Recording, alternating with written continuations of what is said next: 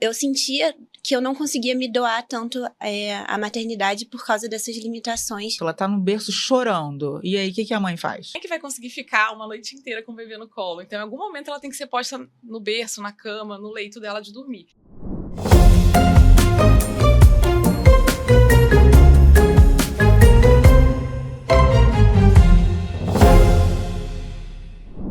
Bom dia, sou Andréia Belingal, psicóloga, diretora da Escola Passo a Passo 2 em Copacabana. Hoje nosso podcast vai ser falando sobre o sono infantil e as suas implicâncias, né? Eu vou apresentar para vocês a nossa especialista, a doutora Maíra, ela é médica, especialista do sono, e a mãe da Pilar, uma aluna nossa da escola, é a Marina, mãe da Pilar, de 3 anos e meio. Bom, muito obrigada pela presença de vocês aqui no nosso podcast. Eu vou começar falando sobre os bebês, né? A gente pode dividir por áreas. Vou começar falando primeiro dos pequenininhos, depois a gente vai avançando até mais ou menos 5, 6 anos. Começando pelos bebês. O sonho de qualquer mãe é que o bebê já nasça praticamente dormindo a noite toda. A gente sabe que isso é uma coisa impossível, o bebê vai se adaptando aí à rotina da vida, né? Ele acabou de nascer, ele tem que se alimentar, né? Às vezes de 2 em 2 horas, 3 em 3 horas, enfim. Então ele acorda para comer. Mas a partir de qual momento você, como especialista no sono, você acha que um bebê já está apto a dormir uma noite toda? Obrigada pelo convite, Andréia. Então, o bebê, ele nasce sem essa sinalização de horário que a gente tem quando a gente é adulto. E ele consegue se autorregular a partir dos 6 meses, que é se autoacomodar, controlar as emoçõezinhas dele e dormir. Então, a partir dos 3 meses, a gente já pode, os pais, a família já pode começar aquelas ações para fazer um treinamento para a criança dormir a noite toda. Só que só após os 6 meses que a gente vai ter um resultado maior. Então, demora aí alguns meses nessa questão do sono. E você pode falar um pouquinho sobre esse treinamento? O que seria isso, especificamente? O treinamento, na verdade, é um termo genérico que a gente usa, mas quando a criança está bem novinha, então desde que ela nasceu, o que a gente faz? Durante o dia, a gente deixa a casa bem clara, abre bem as cortinas e à noite deixa tudo bem escuro para ela começar a ter a sinalização de dia e de noite, mais as atividades sociais da família. Então, à noite, todo mundo fala baixo, não tem muita TV alta, é tudo para direcionar a criança para o sono e durante o dia tem bastante atividade social. E aí o ideal é que conforme a criança aprende a se regular após os 6 meses, que foi o que eu comentei, que ela já durma no próprio berço. Então evitar que sejam feitas grandes ações para fazer a criança dormir. Então, evitar ficar ninando a criança por longos períodos, evitar que ela durma no carrinho ou no colo dos pais para depois ser posta na cama. Tudo isso vai fazer com que a criança sempre associe dormir a uma ação externa. Então, o ideal é que ela já vá acostumando a dormir no próprio bercinho dela. Mas aí a criança, o bebê, né? Vamos supor que ele tenha 6 meses. A gente já faz todo esse preparo. Aí o ideal seria você pegar esse bebê ainda acordado e botar ele no berço e ele sozinho dormir, é isso? Exatamente. O ideal é que, porque senão a gente tem despertares fisiológicos durante a noite, entre os estágios do sono, por exemplo. Toda vez que o bebê acordar durante a noite, ele vai precisar do estímulo que ele teve para começar a dormir. Uhum. Então, durante a madrugada, nesses despertares, ele vai precisar que você dê voltas com ele na casa, tem gente que dá volta no quarteirão de carro. Então, imagina, 2 da manhã, acordou, e a gente retomar todo o estímulo que precisou para a criança dormir a primeira vez. Então, o ideal, quando a gente diz treinamento, é um termo que é só, assim, sinalizações para a criança, né? Começar a dormir. E aí, em cada caso, de acordo com cada família, a gente vai buscar essas melhores orientações, o que cabe mais para cada família. Tá. E você, Marina, me conta um pouquinho da sua experiência aí com a Pilar, quando ela era bebê. Você passou por isso? A Pilar acordava ainda de noite? Como é que foi essa experiência quando ela era ainda bem pequenininha? Bom, primeiro agradeço o convite. Esse tema para mim é super importante, para minha família, na verdade, como um todo, porque sem o sono, nada funciona. Então, a gente descobriu isso na prática. E afetou a minha família toda quando ela nasceu. Eu, meu marido, até o nosso cachorro, porque a minha filha não dormia. Assim, quando ela foi liberada dessas amamentações obrigatórias de noite, né, de 2 em 2 horas e tudo mais, a gente começou ali um período caótico, em que ela acordava, ela dormia 5 horas seguidas, só que ela dormia às 7 da noite. Então, ela acordava por volta de meia-noite, 1h, mais ou menos. E a partir dali, ela acordava, tipo, de meia em meia hora, mais ou menos, de 1 em 1 hora. E às 4h30 era a hora que começava o dia para ela. E a partir disso, o dia também seguia assim, porque ela tirava cochilos de 10, 15 minutos. Para fazer ela dormir, era entre 20 minutos a 1 hora ninando. Dormia por 10, 20 minutos, esse cochilo. Então, eu lembro que quando ela estava perto de fazer 1 ano, eu e meu marido, a gente já estava exausto. Isso afetava o meu humor, a minha vontade de me dedicar ali. Eu só queria que o dia acabasse. Então, isso também tornou o meu puerpério mais difícil.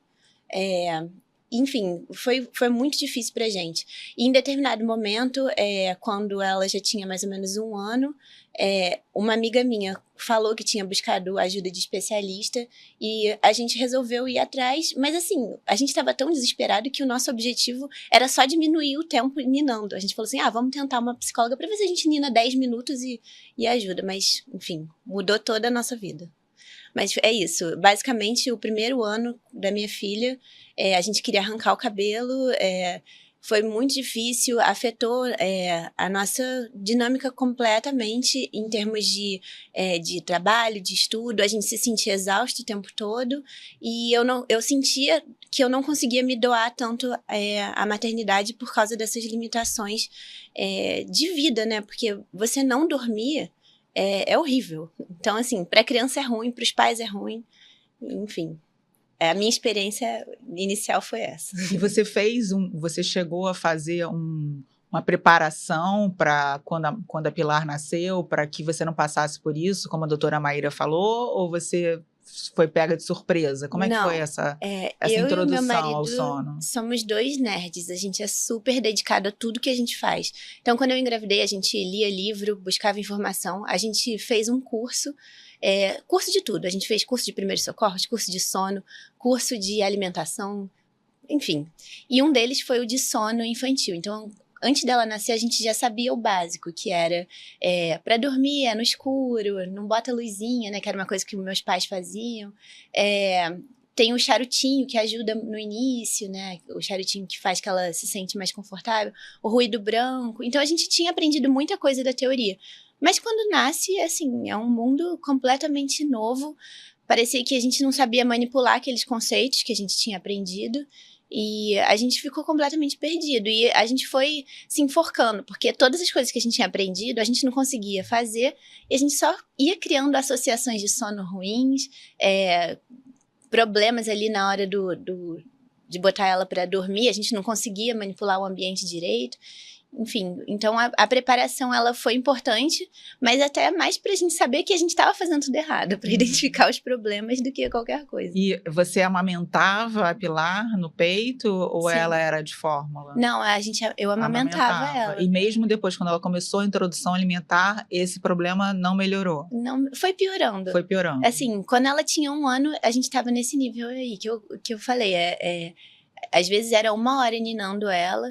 E a gente ficava o tempo todo tenso, sabe? A gente ficava com medo de passar algum vizinho, meu cachorro latir, de, sei lá, ter estourarem fogos na rua e ela acordar. Então, a gente vivia sempre tenso, porque ela acordava por qualquer coisa. Entendi. Doutora Maíra, vamos usar esse exemplo da Marina aí com a Pilar. A pessoa está com uma família que está vivendo essa loucura aí do sono, a criança acordando, a família acordando, tendo que trabalhar, tendo que, né, tocar a vida, a criança tendo que... A criança também se sente muito ruim, não só os pais que ficam acordados, mas a criança também que tem essa privação do sono, com certeza ela não é uma criança que ela poderia explorar o mundo como ela deveria explorar se ela tem essa privação do sono. Você, como especialista no sono, o que você... qual é o seu conselho assim, para uma família que esteja passando por isso? Qual é o primeiro passo para tentar melhorar ou amenizar essa situação?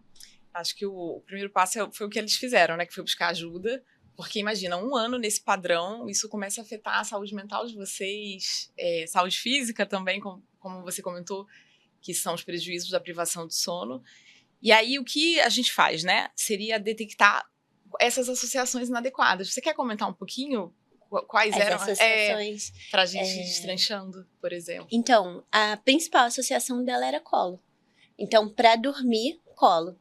Continuar dormindo, colo. Então, foi aquilo que eu comentei das associações. Então, ela só dormia no colo. Mas aí, quem é que vai conseguir ficar uma noite inteira com o bebê no colo? Então, em algum momento, ela tem que ser posta no berço, na cama, no leito dela de dormir. E aí, cada vez que ela acordar, ela vai precisar pegar no colo de novo. E isso não se sustenta por um ano. E algumas famílias, isso se estende até mais.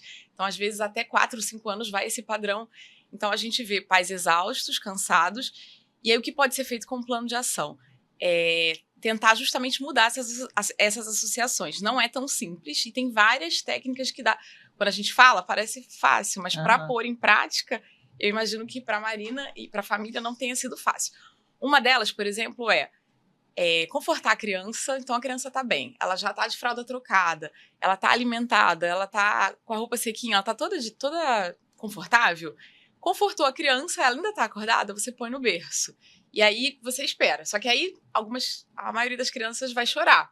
Porque as crianças, elas têm elas querem ficar juntinhas no colo dos pais, porque tem um vínculo. Muitas famílias não têm, durante o dia, a possibilidade de ter troca com aquelas crianças.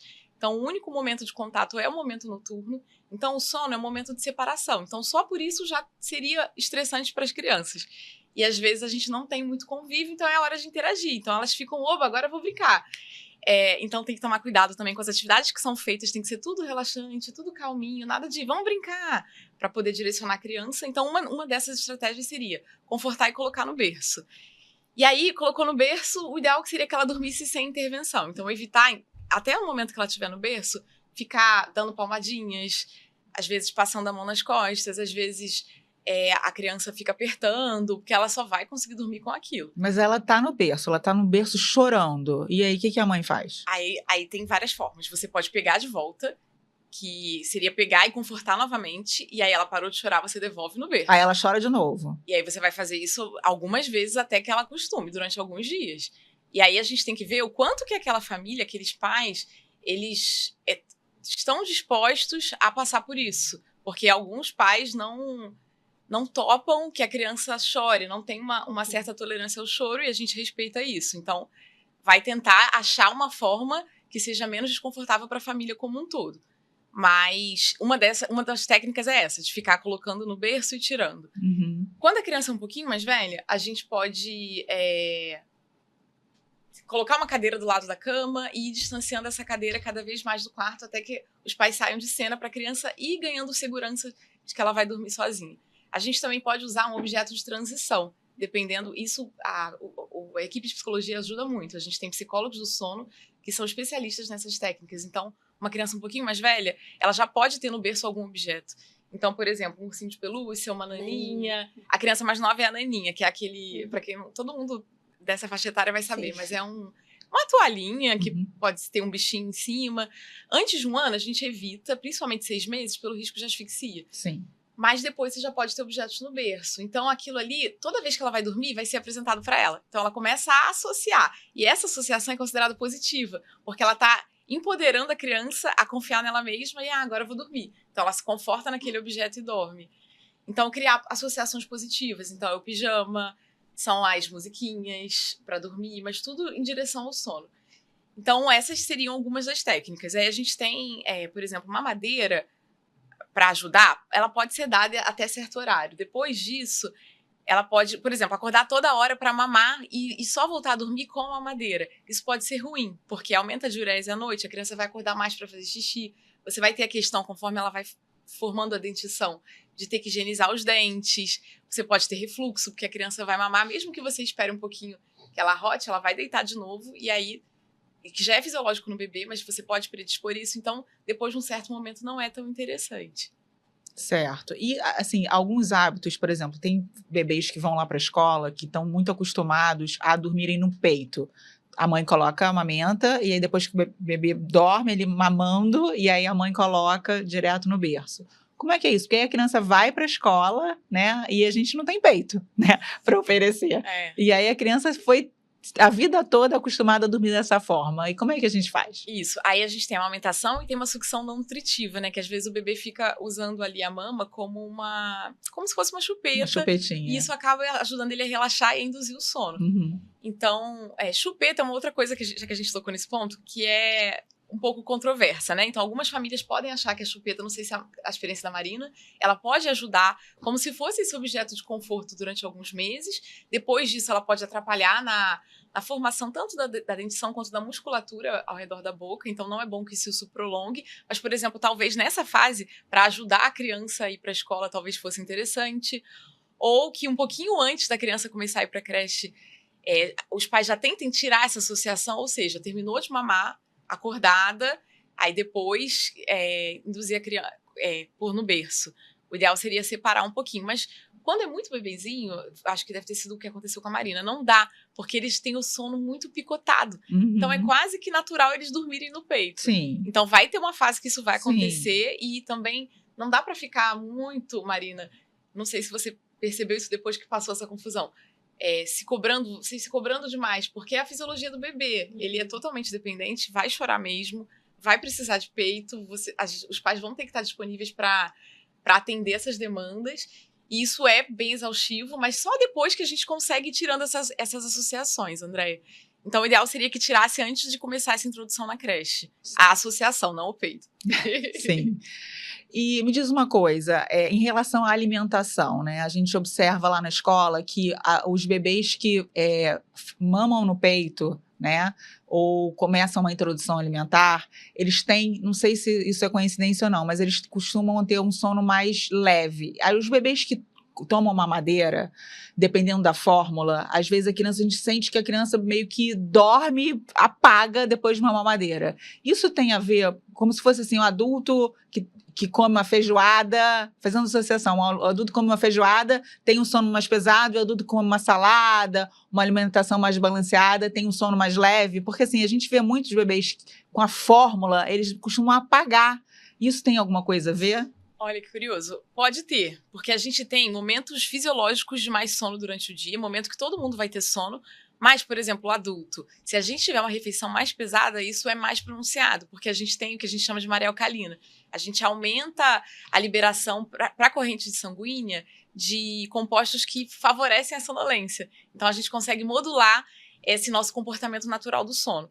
E aí, talvez seja isso. Eu não sei se a fórmula pesa mais ali no estômago de alguma forma, mas eu nunca li exatamente um artigo que dissesse isso. Entendi. Eu vou pesquisar se a gente tem alguma comprovação para essa sua observação. Tá, essa é uma observação, porque a gente observa que... Pode ser que sim.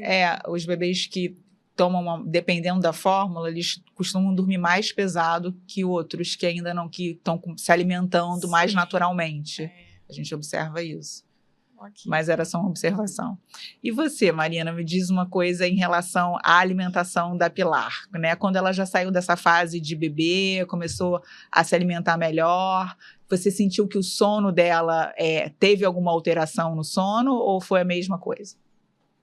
Então, ela começou a introdução ali com uns 6 meses, né? Mas, assim, a gente já tinha criado as associações ruins. Então, a gente sentiu que não mudou nada. Não mudou. Infelizmente. Eu continuava amamentando, né? Porque começa a introdução, mas não para o peito. Mas, assim, a gente já tinha criado o ambiente ali para ela se acostumar com aquela... com a associação para ninar e a associação para dormir. E, inclusive, é interessante isso que você falou sobre o direcionamento do sono, que a psicóloga, quando foi ajudar a gente, que era uma psicóloga que até hoje a gente ainda precisa dela em alguns momentos, porque aquilo, o sono vai mudando, os problemas vão mudando, mas a gente sempre precisa de ajuda. E ela falou pra gente, você tem que criar uma rotina. Então, vamos criar uma rotina bem fechada, porque criança gosta de rotina. Então, tem que ser todo dia no mesmo horário e sempre o mesmo ritual. Previsibilidade. É previsibilidade. E aí, é engraçado que quando a gente estabeleceu isso, a minha filha decorou muito rápido a rotina e ela começou a achar super legal. E ela não deixa a gente pular nenhuma etapa, até hoje. Então, assim, às vezes eu esqueço, esqueci de pegar o livro, né? A gente lê um livro todo dia antes de dormir. Esqueci de pegar o livro. Ela, mamãe, cadê o livro? Ela já fica assim, ué, que você tá fazendo, entendeu? Tá fazendo errado. Então é engraçado isso, né? Como eles realmente gostam. E sobre também a questão do berço, de você colocar e a criança reclamar, isso pra mim também foi uma questão, porque e eu lembro que a psicóloga falou isso pra mim. Ela falou, Marina, você tem que observar o seguinte, você colocou sua filha no berço, ela tá bem alimentada? Ela tá bem cuidada? Tá com saúde? Então, o choro dela naquele momento vai ser o choro de reclamação. É um choro de, ei, me pega no colo. E assim, isso pra mim, eu era uma dessas pessoas que você comentou, que não gosta de ver o filho chorando. Então, eu chorava junto. Aí ela falou assim, então você não pode fazer essa transição. Deixa o seu marido fazer. Aí eu ficava lá na sala ouvindo ela chorando e eu chorava junto. Mas assim, essa transição que pra mim parecia um absurdo e super traumática, durou uma semana. Então, é o que a gente fala. Às vezes vale a pena encarar alguns dias de desconforto. Essa questão de mudar, de deixar a criança parecendo que ela tá desconfortável, para depois garantir uma qualidade de vida para a criança, de sono e para a família, né? Sim. Que agora essa questão da rotina que a Marina falou, eu acho que é super interessante e importante a gente colocar aí para as famílias, porque a rotina é tudo, não só no sono, mas para a criança se situar e se sentir mais segura em relação a tudo na vida. Então, assim, eu queria saber de você como especialista. As famílias que têm uma rotina mais regrada, né? A criança tem horário para acordar, tem horário para ir para a escola, depois faz alguma atividade, depois volta para casa, toma banho. Isso vai acabar influenciando positivamente no sono daquela criança? Ou não? Com certeza. Porque, como a gente comentou, a rotina traz previsibilidade, traz segurança e são sinalizações. Além disso tudo, que seriam os efeitos psicológicos, a gente tem a parte química mesmo. Então, assim, a liberação de melatonina, que vai ter a ver com o escuro, e as atividades que a gente vai fazendo que vão deixando a criança mais relaxada. Então, a rotina, tanto diurna quanto noturna, vai favorecer o sono. E também o próprio relaxamento dos pais. Eu imagino que é uma bola de neve. Então, ela não dorme e vocês estavam mais tensos. Sim. E essa tensão, imagina, ela lá chorando e você chorando. Aí a criança vai achar, nossa, minha mãe tá acontecendo... A gente imagina, né, que é um bebê, mas tá acontecendo alguma coisa, porque eles sentem tudo. Então, quanto mais tensão parece que vai virando um vulcãozinho, né? O efeito ali da família. Então, a rotina traz previsibilidade de uma forma dupla, eu acho que tanto para a criança quanto para os pais, e vai virando depois tipo um balé, né? Não precisa pensar muito, vai virando mais automático, natural. E aí o sono volta a ser o que ele deveria ser, que é um sono natural, sem a gente ter que fazer tanto esforço. Então, vocês só precisam manter as condições que favorecem isso, mas não precisa ser aquela coisa toda, né? Vou fazer meu filho dormir. Sim. Que deve ter sido bem difícil. Isso é muito observado na escola, a questão da rotina, porque assim, alguns pais não acreditam que a criança na escola tenha um sono tão rápido e tão tranquilo como acontece lá. É uma coisa que a gente não consegue explicar. Porque às vezes em casa a criança tem todo um problema de dormir e vai para a escola, depois almoça, escova os dentes e vai, deita no colchonete e dorme. E aí os pais não querem, mas como que ele dorme? Como que acontece isso? Exatamente por conta da rotina, né? A criança todos os dias vai para a escola, brinca, faz aquela atividade, vai para o pátio, aí tem o horário da colação, aí brinca mais um pouquinho, aí faz outra atividade, depois é o horário do almoço, depois a criança escova os dentes e vai para a salinha do sono, deita e dorme. Perfeito. E as crianças dormem, sem problema, sem ninar, sem nada. E já sabe até o lugar do colchãozinho, qual é o colchãozinho, qual é o lençol. Isso acontece naturalmente todos os dias na escola. E coletivamente. E com luz, e às vezes com ruídos, com coisas que não tem em casa, e as crianças dormem. Como é que acontece isso? E as mesmas crianças têm dificuldade em casa. E algumas crianças que têm dificuldade em casa dormem na escola. Então, isso é muito interessante. Então, acredito que essa rotina, todos os dias a criança fazendo a mesma coisa, sem uma perspectiva ali de ansiedade, né, da família, de nada, a criança vai, relaxa e dorme muito bem. E os pais vão para a escola, mas eu quero aprender como é que vocês fazem. A gente não faz nada, a gente não tem milagre, né? É uma ação natural que acontece com muita naturalidade. Acredito que as outras crianças também, a criança vendo os outros amiguinhos dormindo também é um ponto facilitador para que a criança relaxe e contribua com isso também. Então, mas eu acredito que a rotina ali escolar é o que mais favorece para que essa mágica aconteça. Ótimo. A gente também vê muito isso quando, às vezes, fica na casa da avó, o comportamento é diferente. Com a avó, dorme mais fácil do que com os pais. Às vezes, ou com a babá, não tem tanta questão. Às vezes até tem, né? Porque a criança já acostumou, mas essa questão da rotina e da calma, né? Do controle ali da situação, eu acho que contribui bastante para um sono mais tranquilo. E uma outra coisa que eu queria conversar é sobre esse tempo de soneca após o almoço, né? As crianças lá na escola, elas costumam dormir após o almoço até mais ou menos 3 aninhos, aproximadamente. A partir de 3 anos, a criança já começa a não querer mais fazer esse sono. Não quer, deita, fica enrolando para o lado, rolando para o outro, acorda, desperta. E aí a gente tenta, mas aqui tem a própria criança, ela demonstra que ela não quer mais dormir naquele horário, né? E os pais, muitas vezes, eles meio que, não, tenta forçar, vamos ver se você consegue, porque essa época de transição acaba afetando, no final do dia a criança fica mais enjoada, ela, né, fica mais irritada, então os pais pedem para que a gente tente forçar, mas muitas vezes a gente não consegue.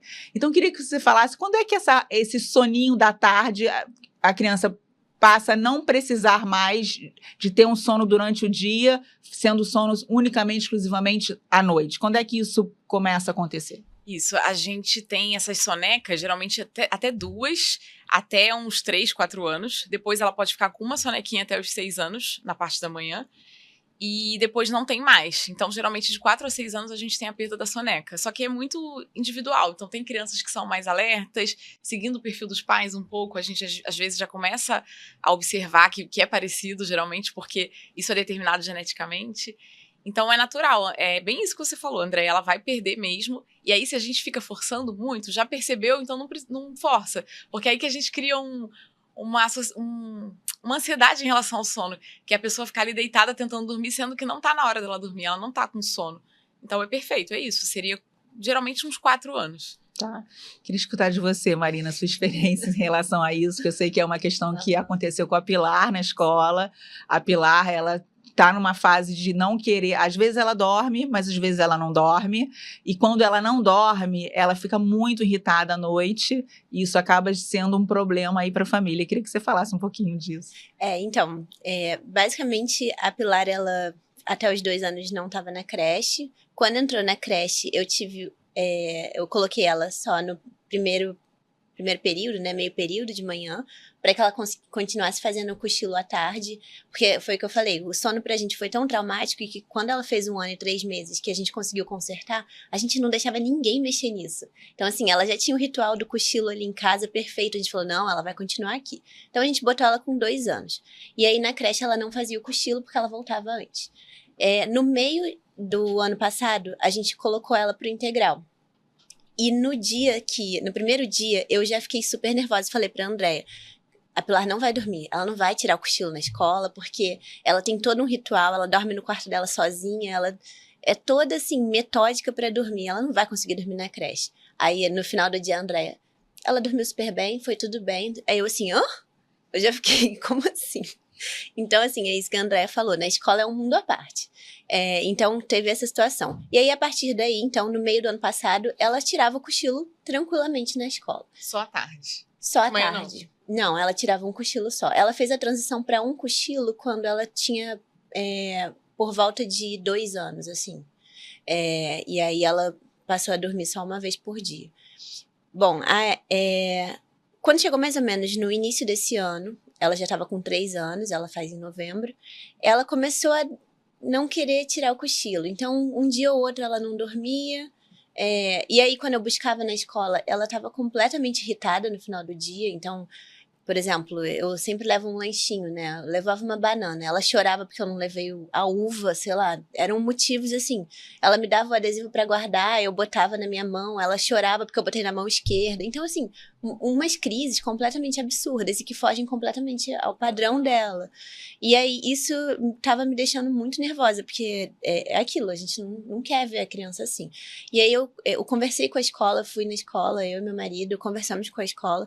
E a Andréia e a equipe foram super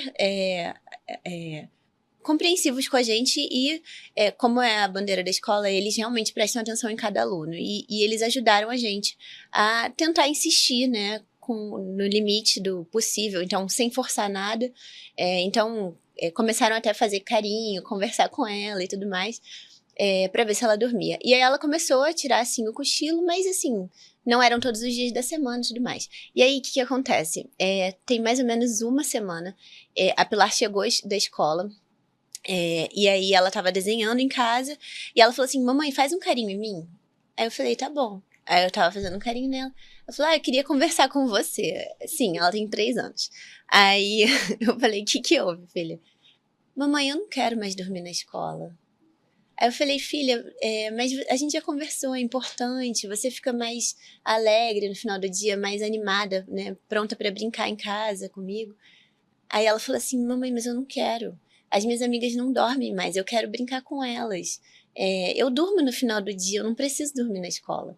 E aí, como eu falei, no início do ano estava dando aquelas crises muito fortes no final do dia, e a psicóloga nos orientou que se ela tivesse assim, ainda precisava do cochilo, se ela tivesse muito irritada no final do dia, mas nesse momento agora, passaram 6 meses, né, e ela já mudou o comportamento, ela já não tá mais irritada desse jeito.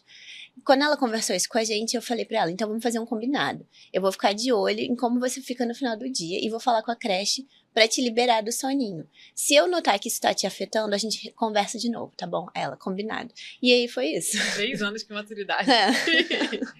Esses combinados são importantes também. Eu acho que a rotina é importante, mas também falar de uma forma clara, a partir de certa idade, a criança já verbaliza o que ela quer, o que ela não quer. Ela deitava lá no colchãozinho, ela falou assim, eu não tenho sono, eu não quero dormir. Ela falava. Então, a gente tem que escutar também as crianças, né? Sim, e essa irritabilidade aí podia ser uma fase de transição, que ela estava acostumando a perder essa soneca, né? E aí é só interessante lembrar que se ela chegar com muito sono, não sei a hora que ela chega exatamente, a integral, ela chega 5h30. Umas 5h30. Que aí a gente tem uma faixa em que não deveria dormir. Esse finalzinho da tarde, início da noite, porque senão a gente afeta o sono principal. Ela vai dormir muito mais tarde à noite e não vai ter pressão, que é aquele acúmulo de substâncias que dão sono. Então, o ideal, já que ela não fez naquele horário, que ela não faça tão perto da hora de dormir. Que horas ela dorme? Ela dorme às 7, 7h30. Então, aí se ela dormir, tipo, 5, ela já não vai conseguir dormir 7. Então, é melhor ter bastante... Aí tem que ter bastante atividade pra segurar ela acordada e depois ela consolidar o sono à noite. E vai ficar bem.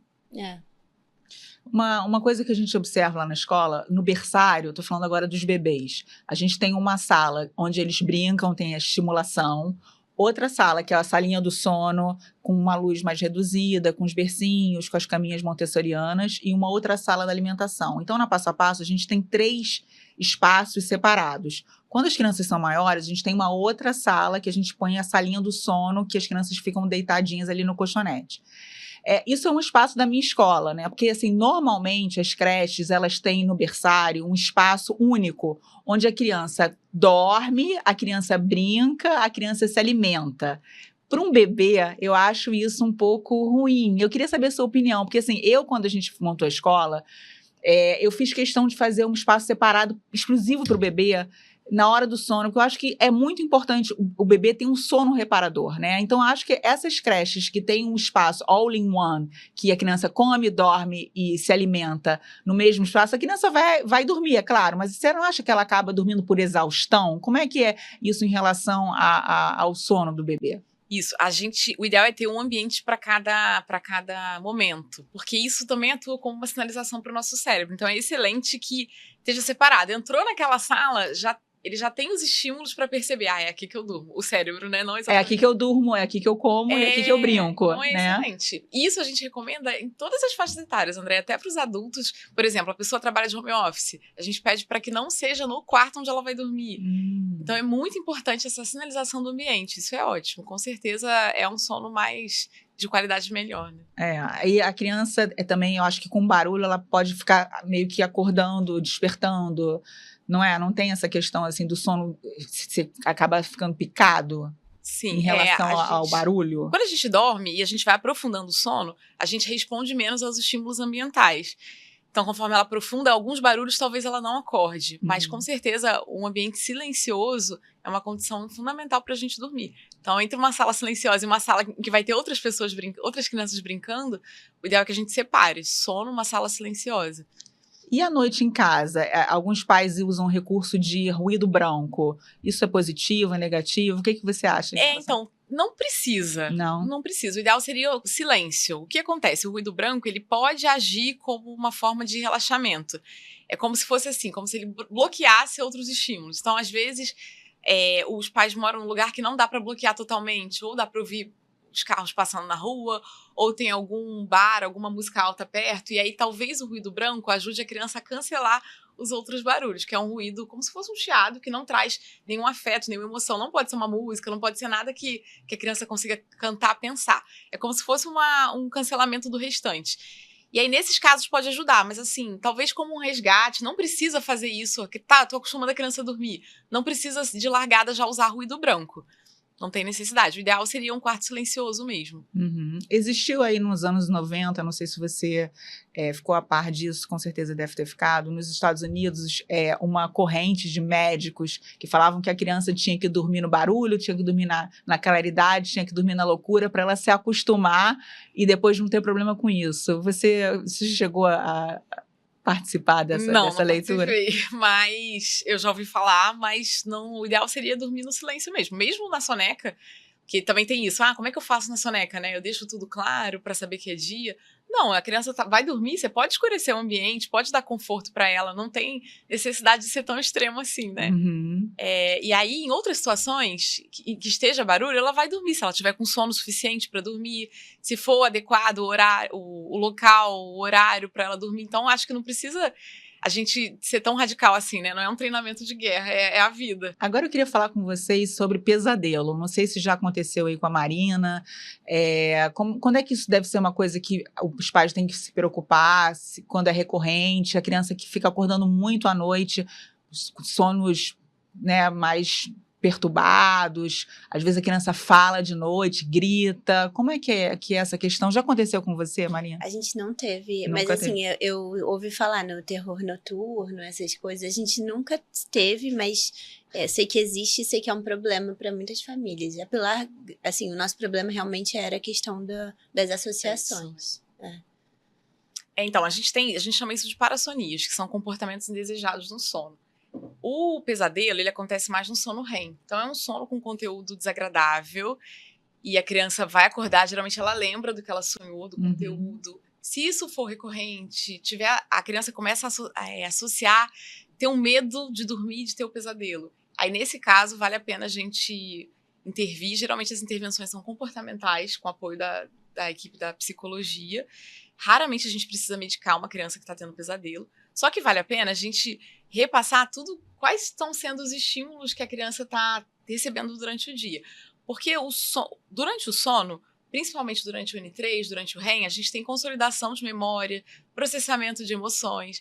Então, será que ela teve alguma situação muito estressante? Então, por exemplo, alguma historinha que ela ficou com medo, ou algum desenho, algum jogo para a criança um pouquinho mais velha, ou alguma mudança radical de ambiente. Então, assim, acabou de mudar de escola, acabou de mudar de cidade, teve alguém que participava do convívio da criança e não participa mais, alguma mudança assim, e aí a gente pode pensar nisso como a origem. Geralmente tem alguma coisa desencadeando. Geralmente isso é passageiro, é temporário, e a criança passa dessa fase. O terror noturno, ele já é mais dramático ainda, porque a criança acorda no meio da noite, geralmente na transição dos estágios do N3 para outro estágio do sono. Então, 1, 2 horas depois do início do sono, e ela tem um quadro que a gente chama de medo intenso. Então, ela grita de forma inconsolável, e ela tem sudorese, taquicardia, todos os sinais de medo, né? De luta e fuga.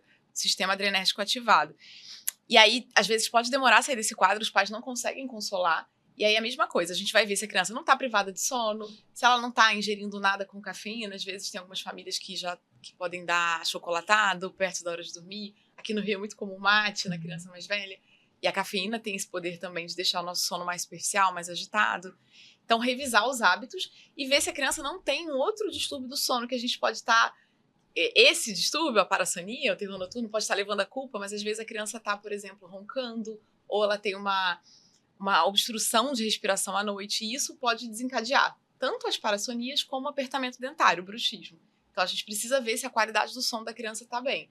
É uma sinalização para a gente ver melhor o sono, mas não necessariamente isso vai ser um problema. Geralmente, é uma fase dessas adaptações, de mudanças que ocorreram na vida da criança, e depois ela consegue se adaptar e sair disso. Mas a criança fica com medo, né, de dormir, na verdade. Porque a criança que passa por isso, por muito pesadelo recorrente, ela acaba ficando com medo da hora de dormir e ela acaba evitando o sono. E aí, como é que a família... Nesse caso, está indicada a TCC, terapia cognitivo-comportamental, para a gente desfazer essa associação negativa que a criança fez em relação ao sono. Uhum. Mas não necessariamente a gente vai precisar medicar o pesadelo. Sim. A gente vai tentar trabalhar por que ela está com medo, o que ela tem no sonho.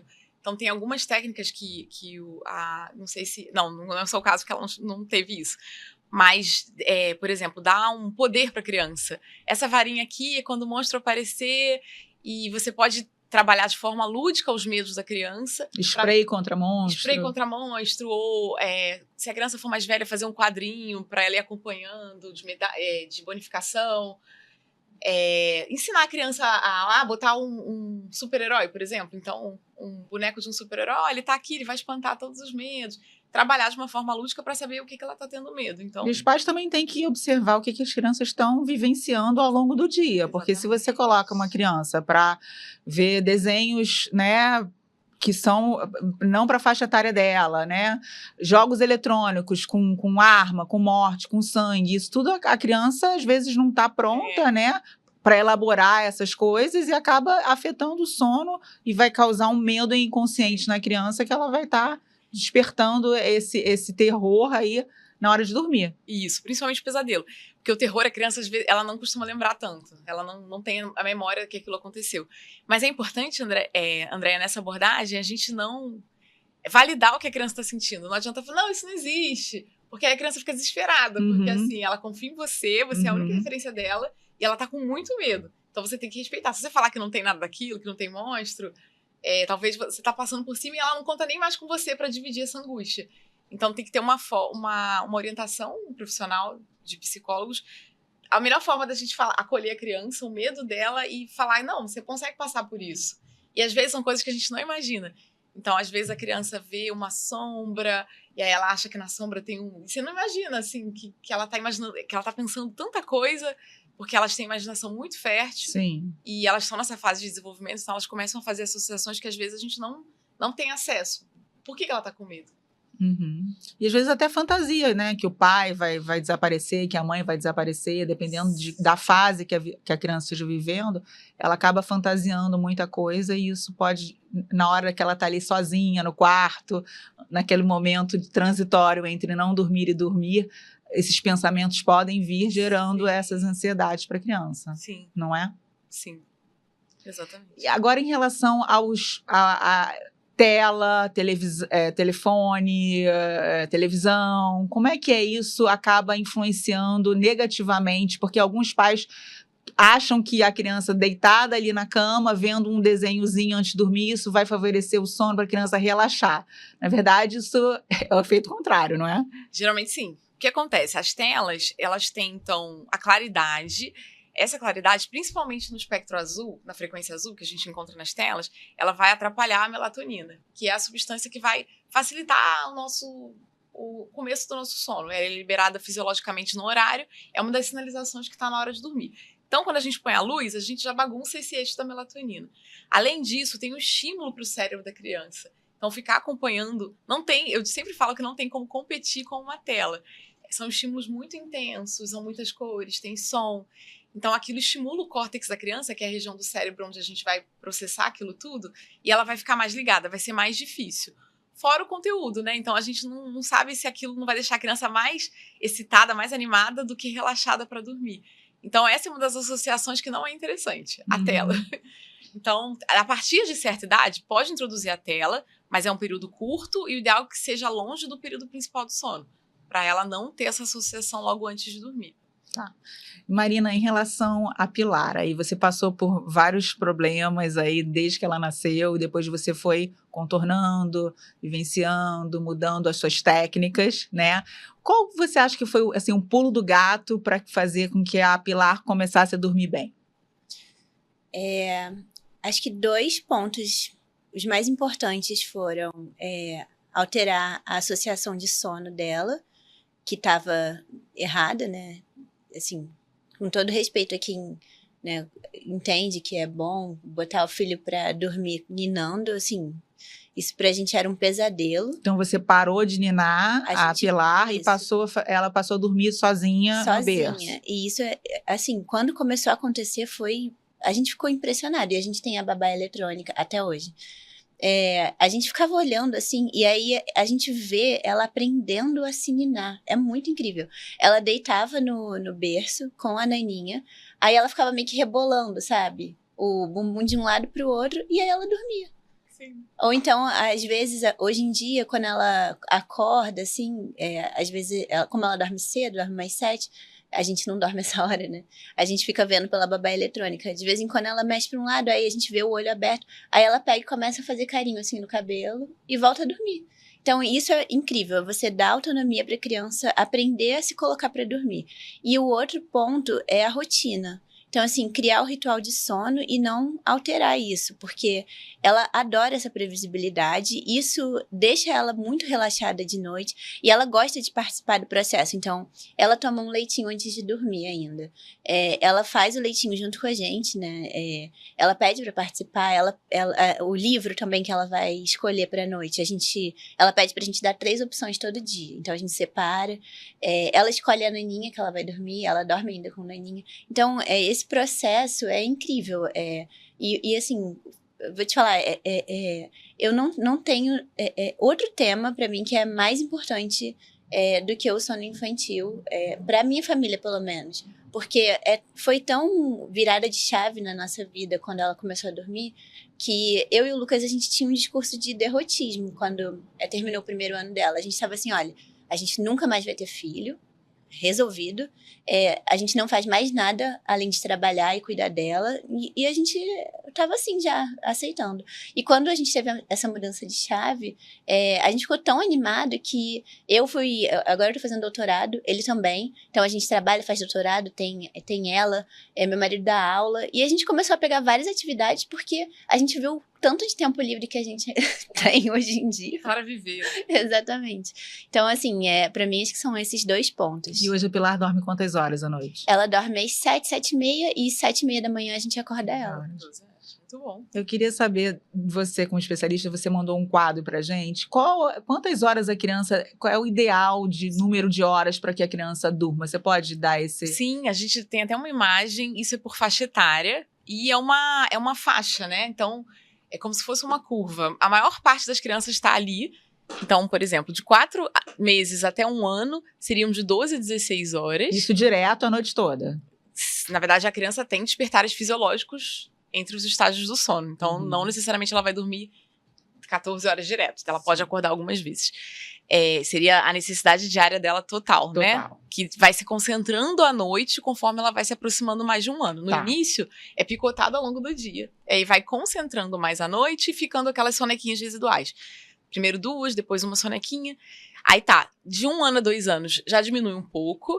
E é engraçado também, altera a proporção dos estágios do sono. O recém-nascido, ele tem 50% de sono REM. Então, depois a gente vai diminuindo essa quantidade de sono REM também, conforme a gente diminui essa quantidade de horas de sono. Então, a Pilar tá lá, 3 a 5 anos, ela tá bem na faixa, dormindo 12 horas. Seria de 10 a 13 horas. E de 6 a 12 anos, 9 a 12 horas. Ou seja, até a criança mais velha, ela precisa de muitas horas de sono. E isso é que as famílias precisam observar, porque a gente vive nessa sociedade hiperconectada. Então, a criança acorda muito cedo para ir para a escola e, às vezes, o único momento que ela tem com os pais é tarde. Então, as crianças estão dormindo mais tarde, não só aqui no Brasil, no mundo todo. E aí, acaba que, às vezes, elas ficam com essa faixa aí, fica mais estreita de sono. Então, esse seria o principal que a gente observa, essa divisão aí. E o ideal é que essa rotina de sono, que a Marina comentou, que vai variar de família para família, de criança para criança, mas que ela seja começada meia hora antes do início do sono. Ela não pode ser muito longa, senão a criança vai cansar daquilo e também vai demandar muito dos pais, que vocês têm a vida de vocês, né, para viver, mas precisa ser direcionada rapidinha e sempre parecida, mais ou menos meia hora do horário que a criança vai começar a dormir. Uhum. E quando você acha que é o momento ideal, que há necessidade de uma família procurar um especialista de sono? Eu acho que esse esforço intenso, como a Marina relatou, essa sensação de que tá tudo girando em torno do sono da criança, que a pessoa já não tem mais vida, na verdade até antes disso, né? Eu acho que uma certa preocupação, uma insatisfação, achar que não tá indo bem, eu acho que já é um momento de procurar ajuda. Porque não precisa jogar a toalha assim, né? Desanimar de tudo. E deveria ser uma coisa natural para a pessoa continuar a viver e tal, faz parte da criação da criança, mas não exigir tanto da família. Acho que se já estiver exigindo demais, já tá planejando muito, não é só a rotina, já tá planejando o que vai fazer, quem vai, que não sei o quê, aí depois de uma certa idade, depois dos 6 meses, eu acho que já dá para procurar ajuda. Isso é muito individual, né, doutora Maíra? Porque, assim, tem que ver a rotina da família, tem que ver o horário que a família dorme, como é que a família é. Porque cada família é uma família, não dá pra gente, não tem uma receita de bolo, né? E cada criança é uma também. E cada criança é uma criança. Tem as mais estressadinhas, tem as mais calmas, Isso. as que vão demandar mais contato, exatamente. E é importante, assim, não ser o sono não ser um peso na vida das pessoas, né? Porque se a criança não dorme, ela não produz, ela não é feliz, ela fica irritada. Às vezes o pai fala assim, o meu filho sai da escola, já um estresse, esse momento de final da escola é muito estressante, a criança está irritada, a gente não consegue ter um convívio normal na família, já chega chorando em casa, mas às vezes tudo é sono, a criança está cansada, a criança já sai da escola, fez várias atividades ao longo do ano, brincou, chega no final do dia, a criança já está exausta, né? Então, às vezes, isso tudo se resume à falta de sono, né? A privação de sono. Então, eu acho que é importante os pais ficarem muito atentos em relação a isso, não porque a criança está estressada, mas porque simplesmente ela precisa dormir, não é? Sim. O sono ele tem esse efeito de recarregar as nossas baterias, então quando a gente está muito cansado, a gente acorda melhor. Ele é importante para a imunidade, então assim, a gente está vacinando a criança, se ela não dormir bem, ela não vai produzir os anticorpos que a vacina induziu. Desenvolvimento físico, porque a gente libera GH, hormônio do crescimento, desenvolvimento emocional, autorregulação, tudo isso vai junto com o sono. Então é importante, mas também não é para ficar desesperado. Vamos aos pouquinhos que chega lá. Ótimo. Então é isso. Muito obrigada pela presença de vocês. Obrigada. Prazer.